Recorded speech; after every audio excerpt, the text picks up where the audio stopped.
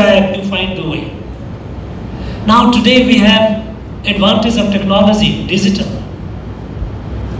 And look at the digital revolution that happened in the country in the last few years.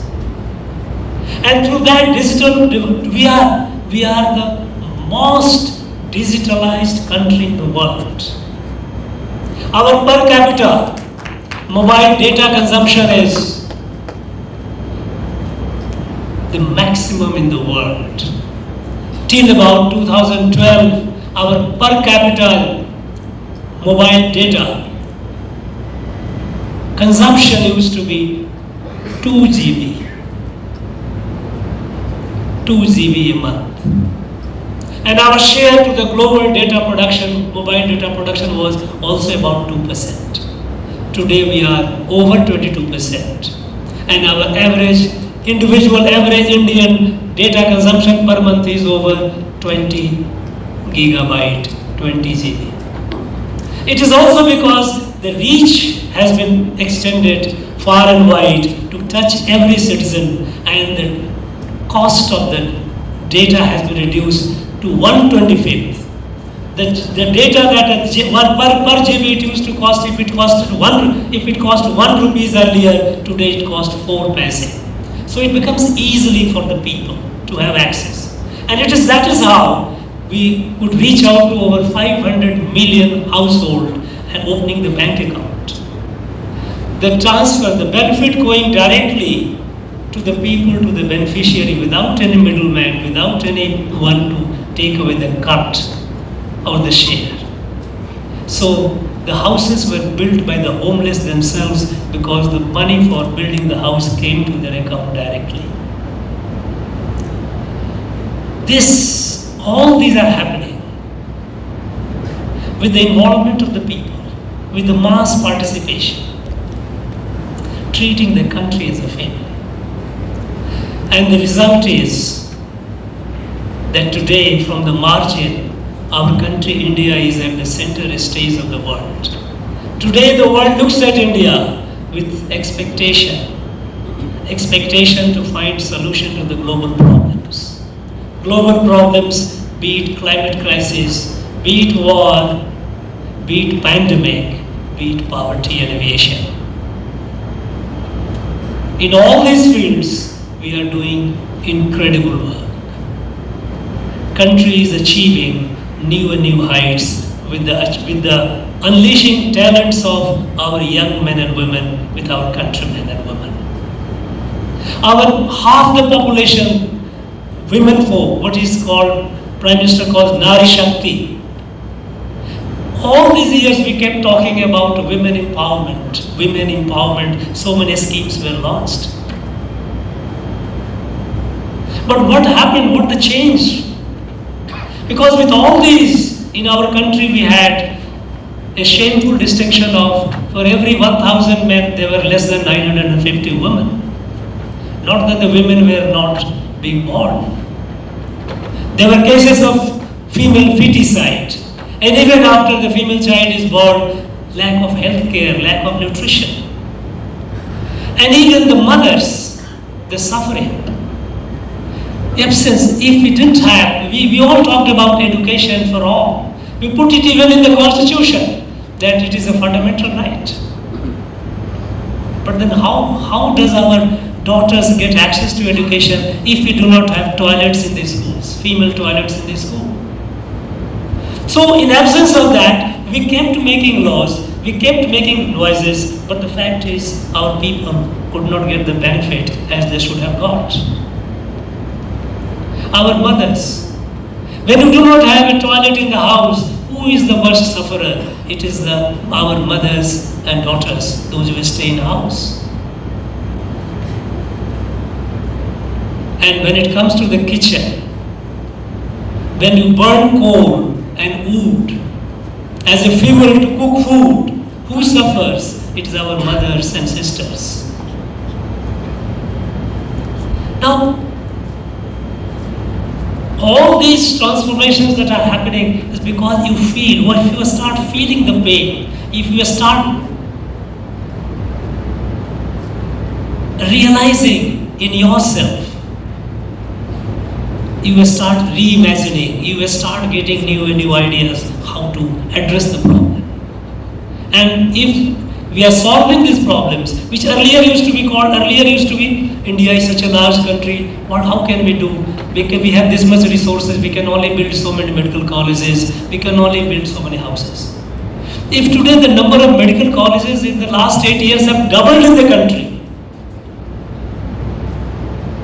which happened in the last of almost about 7 decades. How did it happen? How did it happen today that everyone has access to mobile, everyone has access to all those basic amenities? And there are few who are yet to get, they will get shortly because things are moving in a very planned, systematic manner. All these years we kept talking about even remove the social discrimination. We have made perhaps the largest noise about social justice. But it pains me when I read a newspaper report that the human faces have been put in the water tank of Dalits and Dalit colony. When a Dalit Panchayat president comes and tells me, not allowed, and we are not allowed to hoist the national flag. It is the vice president who does it, not we. When the meetings of panchayats are held, it is the vice president who sits in the chair and Dalit president sits in the corner. What kind of social programs that we have to remove the social discrimination? Very often on we hear the newspaper reports, we get that people have been abused because of their social status. And when it comes to crime against deprived and the downtrodden, a story is abysmal. I was going through the data of the crime against the downtrodden, against the Dalits, and the response of the criminal justice system.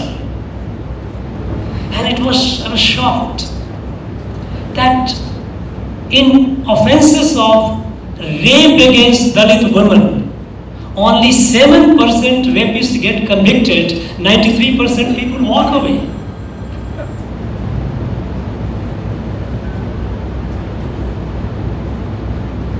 The problem is, so long we keep talking only noise about Garibi Hatao, remove poverty, so long only keep making noise about social justice, it will continue, it has remained. It has to be addressed with a sense of responsibility, sense of feeling. Sense of feeling that they are our brothers and sisters. And it must go. Any kind of discrimination must go. Then if the intentions are noble, if the intentions are for my selfish interest, then it becomes a slogan. Then it can be a constituency. The problem will persist. As the problem of poverty persisted almost all these decades after independence, because we kept making slogan of Garibi Hatao, remove the poverty. Similarly, if the problem of social discrimination will continue unless we move away from making it just a slogan, move away from the regressive politics of division and feel for them. India is a family. It is a kudumbam. And that is why when it comes to healthcare, Ayushman Bharat does not make a distinction between whether the person is here in Kanyakumari or in Kashmir or Kutch or Kohima. A person from Tirunel Valley or Tripura, a poor person has a coverage of Ayushman Bharat. The 5 lakhs rupees health insurance is accessible to all. There is no political consideration, there is no other consideration. The feeling is the poor, whether the person is of Tirunel Valley, Kanyakumari or Tripura or Kashmir, they are a member of our family. They must have access to health care. So Ayushman Bharat touches everyone. No one is left out. When it comes to home for the homeless, there is no distinction. Earlier times we used to hear a statement being made by the leaders that good politics is good economics. That if you help me, if you help my party, I will help you. That's not the way to look at the country. We cannot. This country is a great country. It has a great potential. Until 18th century, we were the leader in every field in the world. Read the reports and it tells you until 18th century, India was the largest economy of the world. But in the last over 250 years, the decline that has happened through colonization and post-colonial perverse way of looking at the country and its people, perverse politics, that our problem continued. We remained at the margin, nobody took us seriously. We remained divided in terms of race, religion, in terms of language, in terms of ethnicity, and whatnot. Because if you keep looking at differences, we are all large number, several hundred people sitting in this hall. No one is alike. No two persons are alike. But are we really different? If you keep looking at differences, then the differences multiply. At the time when India became independent and for the first time the list of castes and tribes were made out and brought in the constitution. And today the number have doubled up. Today we have almost double the number of castes than the caste that we had in 1951. We have doubled the number of tribes than the tribes we had. From where all new castes and new tribes are coming up? Because we kept looking at the differences. You are this caste, you are that tribe. And then the caste became subcaste and subcaste and subcaste. This multiplication has started happening and it is destroying our society. It has destroyed, it has weakened us. No, we cannot afford to look at ourselves in terms of, in the eyes of division. We are all members of a family. We are all like leaves of a tree. Each leaf is different from the other. No two leaves are alike, but they are all part of, organically and integrally part of the tree. Irrespective of race, religion, language, or region, we are all members of a family. With this sense, our country is moving forward, and moving forward with a sense of destiny, with a sense of confidence. And this confidence is reflecting in the way the international community is also looking at us. The sense of destiny is, in the next 25 years, we have to be a fully developed country.